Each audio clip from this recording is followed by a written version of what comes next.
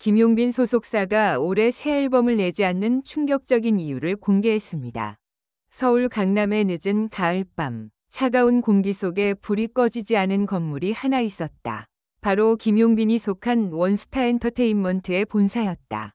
창문 너머로 새어나오는 불빛 속 관계자들의 얼굴은 긴장감으로 굳어 있었다. 그리고 그 중앙엔 이번 사태의 중심에 선 인물 김용빈이 있었다. 1. 갑작스러운 발표. 10월 말 원스타 엔터테인먼트는 공식 보도자료를 통해 충격적인 한 문장을 남겼다. 2025년 김용빈의 새 앨범은 발매되지 않습니다. 팬들은 믿을 수 없다는 반응을 보였다. SNS는 순식간에 폭발했고 팬카페 사랑비는 그야말로 아수라장이 되었다. 1년을 기다렸는데 이게 무슨 소리야? 이미 녹음 다 끝났잖아. 무슨 이유로 취소야? 혹시 건강 문제인가요? 궁금증은 눈덩이처럼 불어났다. 그리고 언론들은 연이어 김용빈 앨범 전면 취소. 이유는? 이라는 타이틀로 긴급 속보를 띄웠다. 2. 녹음실에서 벌어진 이상한 일. 관계자 A씨는 기자에게 조심스럽게 털어놓았다. 앨범은 이미 90% 이상 완성돼 있었어요. 타이틀곡도 정해졌고 뮤직비디오 콘티까지 확정됐죠. 그런데 갑자기 녹음 파일이 전부 사라졌어요. 사라졌다고? 기자는 귀를 의심했다. 백업 파일도? 없어요. 심지어 서버 로그까지 비어 있었어요. 누군가가 시스템에 접근해서 흔적을 지운 것 같아요. 그날 밤 원스타 내부의 보안 담당자는 눈물을 흘리며 말했다. 그건 사람 손이 아니었어요. 누가 왜 그런 짓을 한 건지 아직도 모르겠어요. 이 일로 김용빈은 큰 충격을 받았다. 그는 녹음실 문 앞에서 한참 동안 아무 말 없이 서 있었다. 그리고는 다만 한마디만 남겼다. 이 노래는 내 1년이었어요. 3. 팬들이 모르는 또 다른 진실. 며칠 뒤 방송국 관계자들 사이에서는 또 다른 소문이 퍼지기 시작했다. 김용빈의 앨범이 취소된 진짜 이유는 기술 문제가 아니라 내부 갈등 때문이래. 프로듀서랑 의견 충돌이 심했다던데? 타이틀곡 작곡가가 교체됐다가 다시 복귀했다는 말도 있어. 사실 이 모든 소문의 중심에는 조영수 작곡가가 있었다. 그는 김용빈의 신곡 바람의 이름으로 의 원작자였다. 그러나 녹음 후반부에서 예상치 못한 일이 벌어졌다. 곡의 감정선이 너무 슬퍼요. 팬들은 밝은 김용빈을 원합니다. 소속사 마케팅팀이 제동을 걸자 조영수는 강하게 반발했다. 예술은 상품이 아닙니다. 이 곡은 김용빈의 진심이에요. 결국 갈등은 폭발했다. 김용빈은 두 사람 사이에 낀 채 고통스러운 선택을 해야 했다. 형, 이 노래 그냥 포기할까요? 조영수는 잠시 침묵하다가 말했다. 포기하지 마. 하지만 때로는 싸움보다 침묵이 더 큰 힘이 될 수도 있어. 4. 비밀회의. 앨범은 잠정 중단한다. 11월 초 소속사 회의실에서 긴급 대책 회의가 열렸다. 대표 이기욱, 이사 강민호, 그리고 김용빈이 참석했다. 지금 시장 분위기가 좋지 않습니다.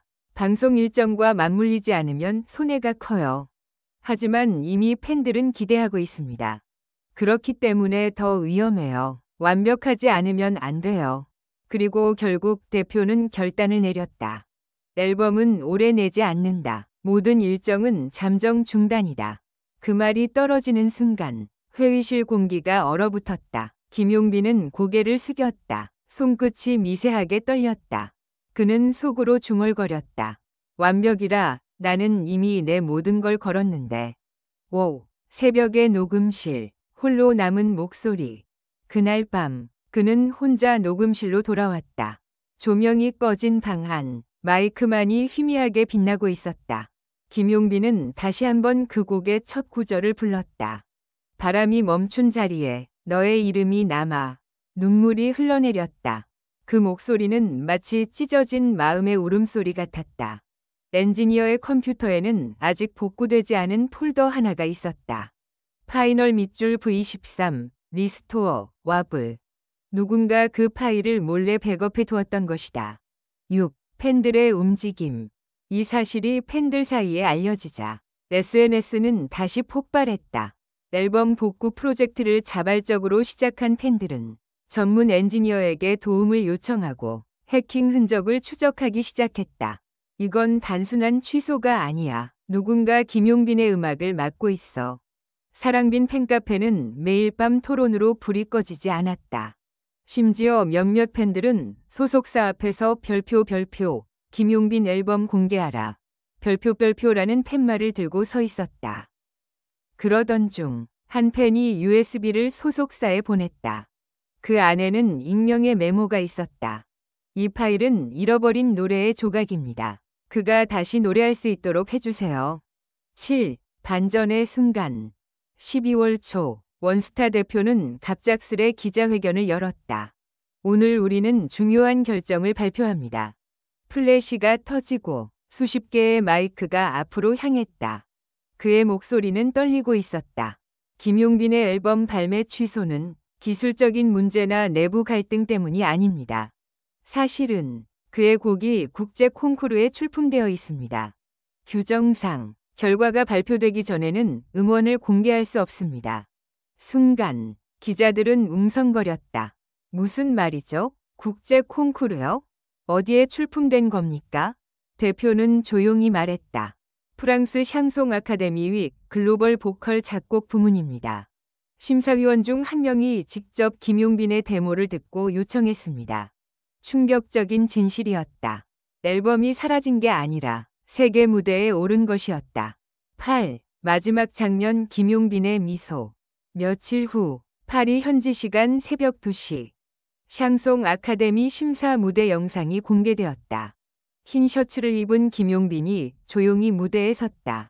그리고 마이크를 잡으며 말했다. 이 노래는 잃어버린 시간에 대한 노래입니다. 하지만 때로는 사라짐이 새로운 시작이 되기도 하죠. 노래가 끝나자 객석은 침묵했다. 그 후 천천히 하나둘씩 박수가 터졌다. 기립박수는 10분 넘게 이어졌다. 그 순간 한국의 팬들도 생중계 화면을 보며 울었다. 결국 그는 우리를 위해 그리고 음악을 위해 싸운 거야. 9. 예기치 못한 결말. 2주 뒤 한국 언론이 다시 속보를 전했다. 김용빈 프랑스 샹송 아카데미 보컬 작곡상 수상. 그리고 그 다음 줄엔 작은 문장이 있었다. 잃어버린 앨범은 세계 무대에서 부활했다. 조영수 작곡가는 기자에게 이렇게 말했다. 그의 목소리는 결국 세상 어디서든 들릴 운명이었어요. 그날 밤 김용빈은 SNS에 짧은 글 하나를 남겼다. 나는 포기하지 않았습니다. 여러분도 어떤 날은 사라짐이 축복이 될 수 있다는 걸 기억해 주세요. 그의 앨범은 아직 한국에서 정식 발매되지 않았다. 그러나 아이러니하게도 그 곡은 유럽의 음악 스트리밍 차트에서 1위를 차지했다. 팬들은 이제 왜 안 나왔을까? 대신 이제 언제 돌아올까?를 묻는다. 김용빈의 노력은 물거품이 되지 않았다. 그건 단지 더 큰 무대로 옮겨간 기적의 서곡이었을 뿐이다.